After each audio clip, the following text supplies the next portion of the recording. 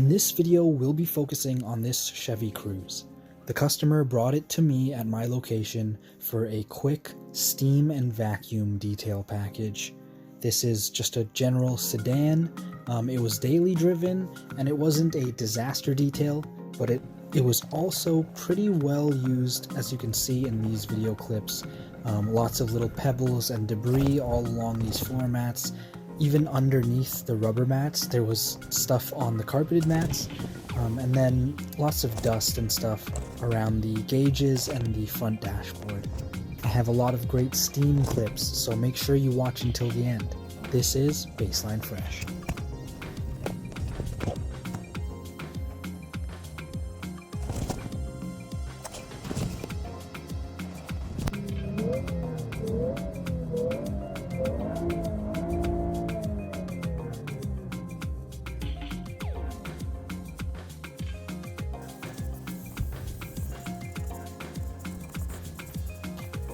Jumping right in, I start off with the driver's side footwell. I always vacuum this spot first, usually because it's the worst spot, so if you get it out of the way early, you can spend a little bit extra time on the rest of the car, and just for me in a time management way, it makes sense to go after this first. I do a quick vacuum, and then I jump in there with my drill brush to tackle any tough spots. You can see I left the carpeted mat in here for now, and once everything is given a first pass, then I pull it out and do the real carpet underneath more thoroughly. As you can see, getting along under these pedals, back near the firewall, closer to the engine, where your feet are always going to be around that area. You want to get in there with toothbrushes, small little medium bristle brushes, anything that can really get that built up dust out of the carpet. Going over the area multiple times, it's always good to have proper attachments on your vacuum. As you can see here, I have a pretty long bendable attachment on the edge. It's not a very wide opening for the vacuum mouth, but it gets the job done, and I've found when the opening is smaller, it has more suction.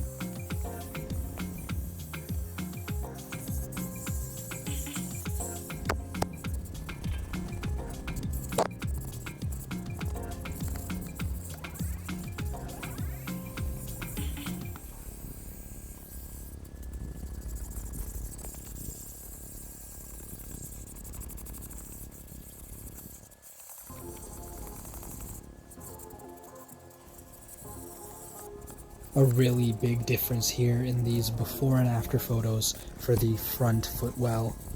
Please remember, I'm doing a first pass with the vacuum, and then later on I go in and clean the plastics and the hard surfaces. So even in some of these after photos, it might not look super wiped down on the plastics and stuff. Just focus on the vacuuming.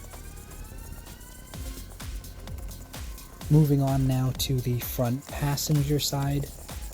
I'm going to go in with the same process, do a first pass vacuum, then bring out the drill brush and your small toothbrush for any inner details, especially along the seat railings and in between the seat and the center console and the cup holders.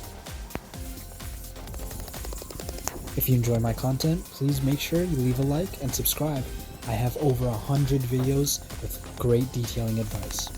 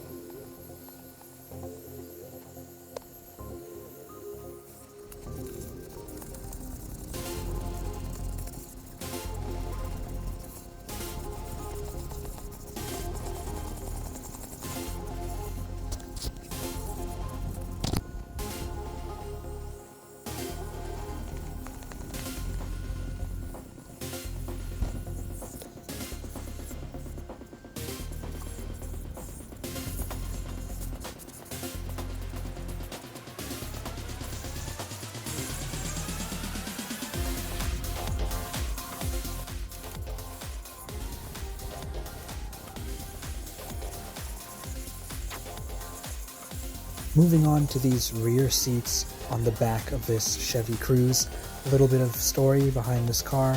The customer says it hasn't been detailed in a couple years. This Chevy Cruze was obviously used a lot. These back seats were full of debris and little pebbles and rocks and dirt. Looks like people were dragging a lot of stuff in with their shoes during the winter time.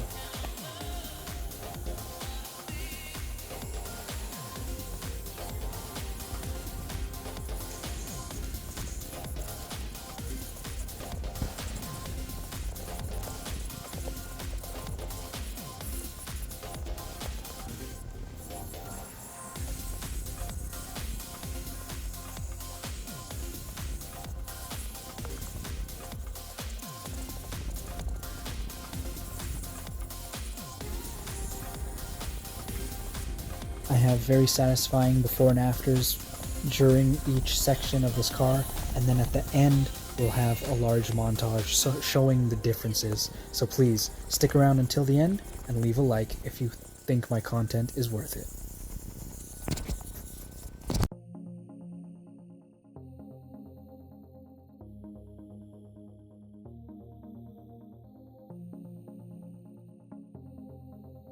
As you can see here, I actually snapped my toothbrush from brushing too hard in these little cracks and crevices in the rear seats. So just be careful of that. A little tip, treat your tools properly, don't apply too much force. You could bend or break something.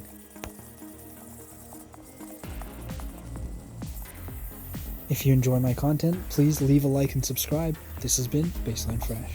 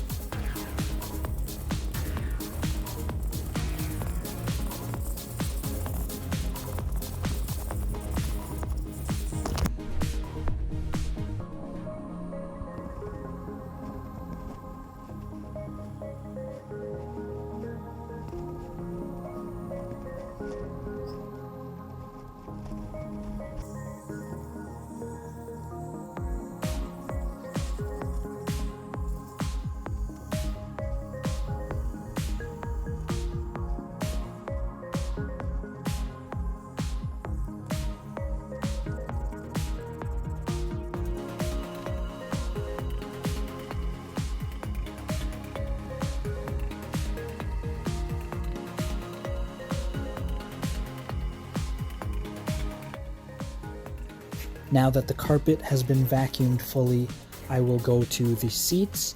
As you can see, I usually wipe down my nozzle or just switch to a different nozzle entirely. I don't like touching the filthy carpet on the ground and then bringing it up to the seats. This is just my process. Obviously, you can work in whatever order you want, and you can do things your way when you're detailing, hopefully applying my advice. Working into these crevices and deep parts of the seat, I have switched out my toothbrush to something a little bit more softer and clean, and then go in there, do a couple passes with the vacuum. These seats are cloth, so they're pretty easy to work with, and thankfully there weren't really that many stains. It was just really dusty and dirty, so the customer didn't need a stains service this time. It was just a vacuum and steaming down all the hard surfaces. The dashboard of this Chevy Cruze actually had some kind of carpeted soft material along it, so I did do a little bit of vacuuming and brushing down with the toothbrush, and then as you can see here, I get the steering wheel a little bit, and then I can show you guys what it looks like after that first vacuum pass.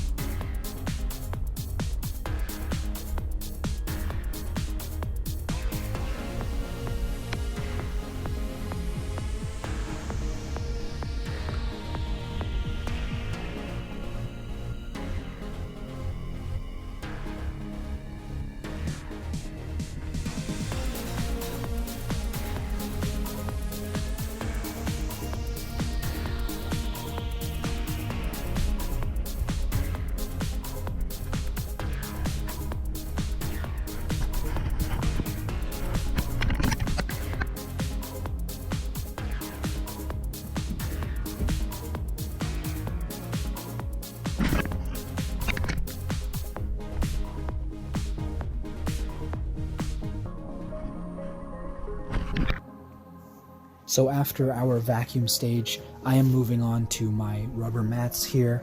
As you can see, they have some dirt and dust, but they're not really, horribly treated.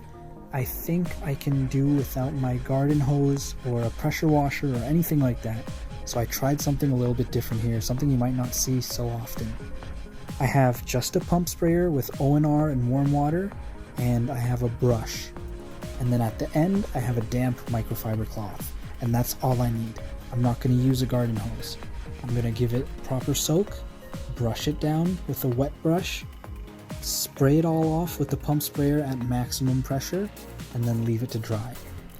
Hopefully, it'll dry properly and be clean the first time, but if it dries weird and has leftover residue, you can always hit it again with your cleaning agent and wipe it down with a damp microfiber towel. This will clean it entirely and hopefully will help speed up the drying process, and you won't even need a garden hose. It's great for people that might be in their apartment living or some other situation where you don't have access to a hose but still want to get some kind of cleaning done. You can do it with just a pump sprayer, a brush, and a few microfiber towels. Of course, if these rubber mats were really stained or had big chunks of mud or anything, there are certain situations where you just have to have a pressure washer or a hose. These were not that bad, and I was able to do something in a more creative way.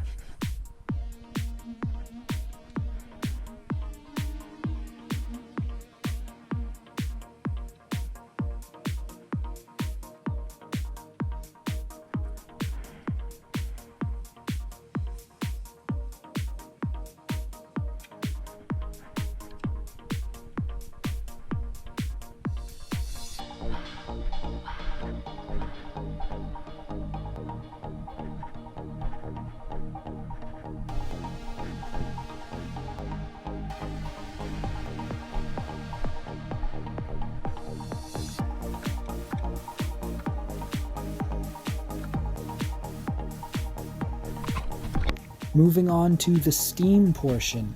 As you can see here, I have a new clean microfiber towel and I have my Bissell Steam Shot. I really love this tool.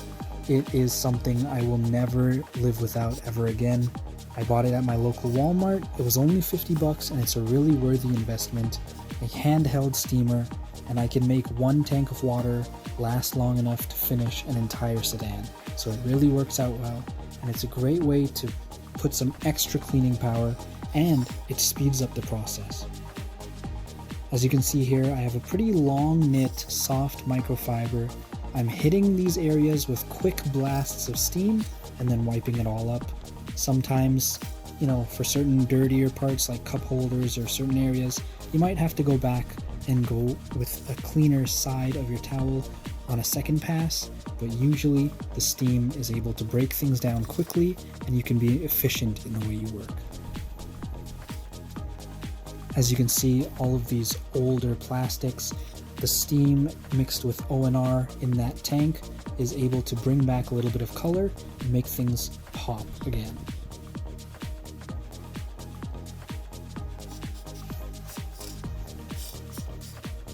Here I'm getting a couple clips for Instagram. You can follow me there. I also share clips on Reddit and I give advice. It's pretty hard balancing having a detailing business with all this social media and editing YouTube videos and taking care of YouTube, and I also have a full-time job on the side. So it's balancing a lot of things, but it's a really worthy endeavor, and I enjoy my time making videos for YouTube. Thank you guys for all your support.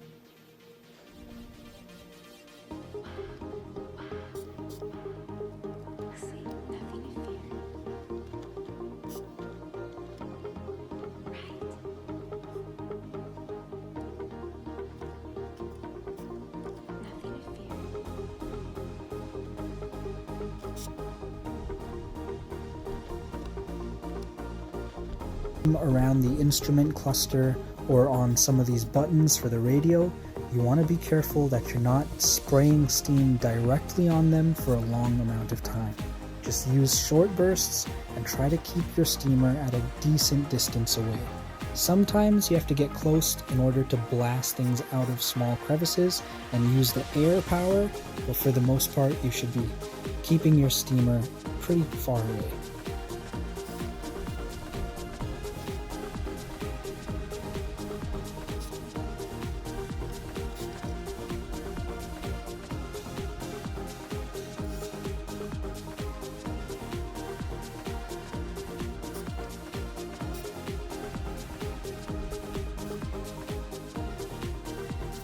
Around the gauges for your gas and your speedometer, try not to have too much steam lingering around. You can actually get water behind those glass pieces and it leaves a little bit of a weird look to it. So try not to use too much steam. In those cases, I'll spray the steam into my cloth and just wipe it with a damp cloth. Moving on to these doors, the steamer helps me make quick work of these Chevy Cruze doors. There's pretty much just mostly plastic on these doors, so they're very easy to clean. There's a couple areas with nice soft touch vinyl, but for the most part it's all hard plastic, which in this case is really good.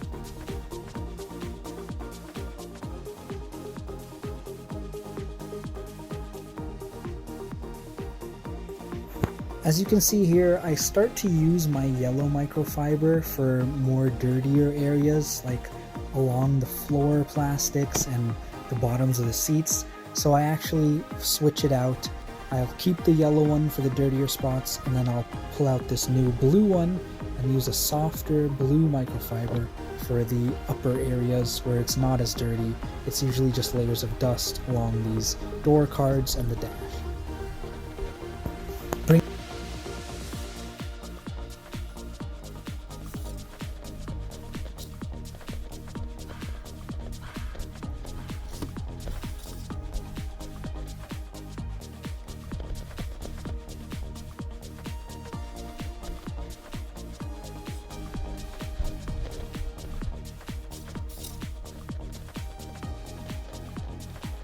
Bringing out a new microfiber every so often is a great way to make sure you're not leaving streaks or any residue or moving dirt from place to place instead of actually cleaning. Once our steaming stage is complete,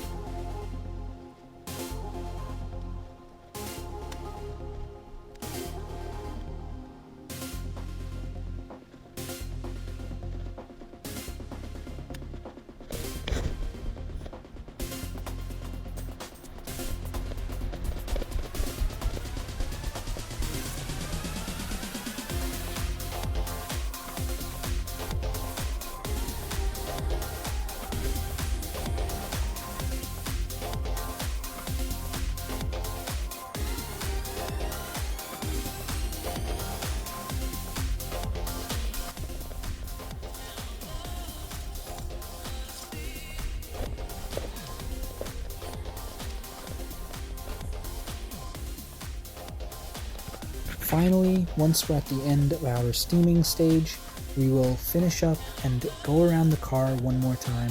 Just give it a second glance, touch up any spots that you might have missed, and you can put back in all of your mats and any items that need to go back in their spots. And then we can enjoy our before and after video and photo clips. A really big difference here in this Chevy Cruze. You can see that steamer really brought back a lot of that darkness to the rubbers and the plastics. The customer was happy with my results, and it was a great, I got some good footage out of it, so it was good on my end too. I hope you enjoyed this video. This has been Baseline Fresh. Please leave a like and subscribe.